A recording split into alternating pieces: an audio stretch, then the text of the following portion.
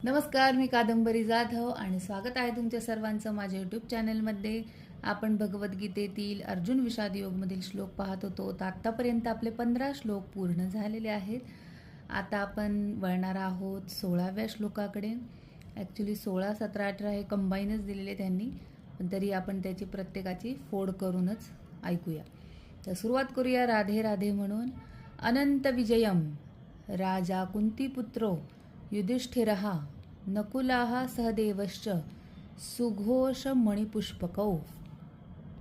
तर हा 16वा श्लोक होता. त्याच्यात असं सांगितलेलं आहे की कुंतीपुत्र राजा युधिष्ठिराने अनंत विजय नावाचा शंख वाजवला, नकुलाने सुघोष नावाचा शंख वाजविला आणि सहदेवाने मणिपुष्पक नावाचा शंख वाजविला. अनंत म्हणजे ज्याचा अंत नाही असा, विजयी. सुघोष जे नकुलाने वाजवला होता तो सुंदर ध्वनी. सहदेव याने मणिपुष्पक नावाचा शंख वाजवला, जसं की मौल्यवान रत्नासारखा नाद होता त्याचा.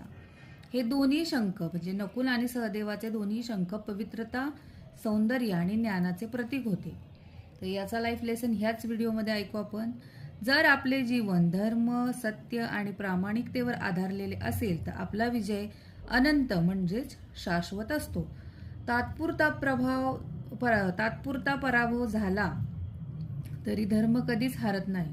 आणि यालाच जोड म्हणजे आपल्या जीवनात, आपल्या जीवन कार्याला सौंदर्य, नम्रता, संस्कार आणि ज्ञान यांची जोड असेल तर जीवनातील कितीही मोठा संघर्ष असो वा कष्ट असो ते सुंदर रीतीनेच पार पडते. तर हा होता 16वा श्लोक. 17वा श्लोक आपण पुढच्या व्हिडिओमध्ये बघू. कसा वाटला नक्की सांगा. राधे राधे. धन्यवाद.